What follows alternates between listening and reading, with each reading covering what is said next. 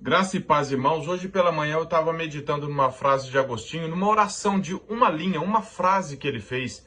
Foi muito profunda, me edificou e eu orei essa mesma frase para a minha própria vida. Eu sei que você também precisa dela, ainda que você ainda não tenha percebido, porque todos nós precisamos dessa transformação, desse agir do Espírito Santo nas nossas vidas. Agostinho orou assim, abre aspas, Senhor, cura-me desta ânsia de estar sempre me defendendo. Fecha aspas.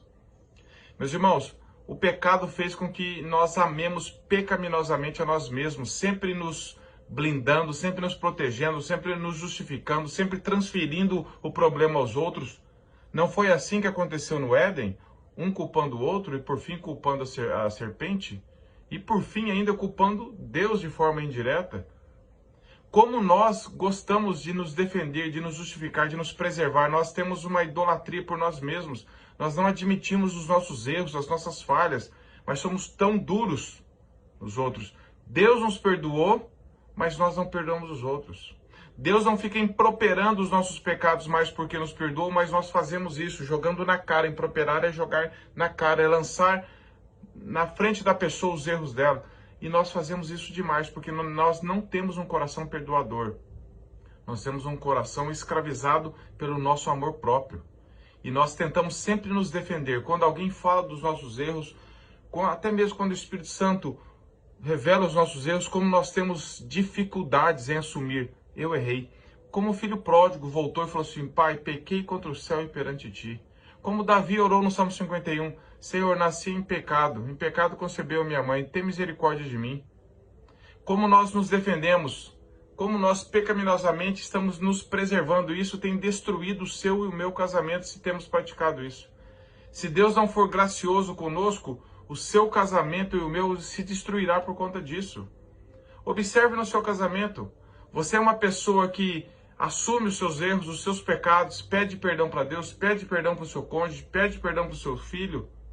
Ou você fica sempre se protegendo, sempre tendo uma justificativa, sempre um mas. Eu fiz isso, mas você fez aquilo. Eu fiz isso porque você fez isso. Nas famílias isso tem sido devastador, destruidor. As pessoas não confessam mais os pecados, não assumem sempre a culpa do outro. É o cônjuge, é os filhos. No trânsito sempre a culpa é dos outros, nunca é nossa, nunca é sua. Nos relacionamentos da igreja, sempre o problema é do irmão, nunca é seu. Senhor, leva-nos, tira esse desejo descontrolado e pecaminoso de estar sempre nos defendendo. Revela os nossos problemas, as nossas culpas. Nós precisamos orar assim. Para que diante de Deus tenhamos saúde espiritual, vigor espiritual. Para que nos nossos relacionamentos interpessoais, sejam familiares, na igreja, na sociedade, nós sejamos curados e sejamos agentes de transformação e luz. Pessoas que entenderam que foram perdoadas por Cristo e agora perdoam. Pessoas que foram convencidas pelo Espírito Santo de que no coração delas não habita bem algum, por isso não ficam se defendendo, não ficam amando a si mesmo, a sua própria reputação. E mesmo quando Deus nos leva a isso, isso não nos dá o direito de ficar cobrando o outro. Eu já assumi meus erros, agora vou sentar aqui e ficar acusando você e cobrando. Isso não deve ser feito. É o Espírito Santo e somente Ele quem nos capacita a mudar, quem nos mostra os erros, quem nos convence do pecado, quem nos guia à verdade, é o Espírito Santo. Isso não é uma tarefa minha nem sua. Nós devemos orar primeiro pela nossa própria vida e orar uns pelos outros.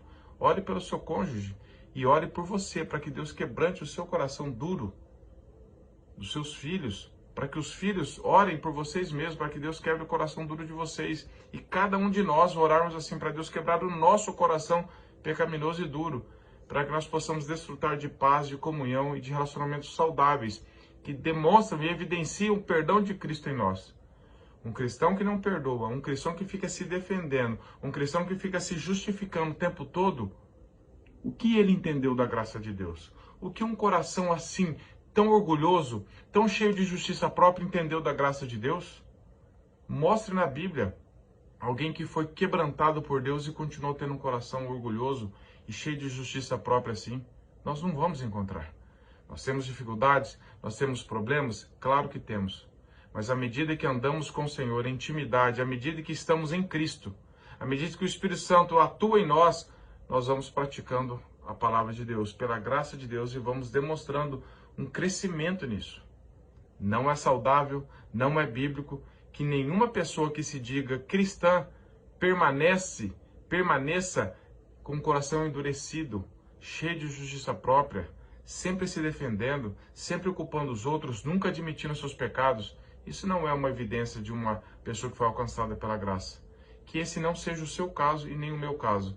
Que Deus nos alcance com a sua graça e cada dia mais nos transforma, porque a mesma graça que salva é a mesma graça que continua nos transformando à semelhança de Cristo. Que Deus nos abençoe.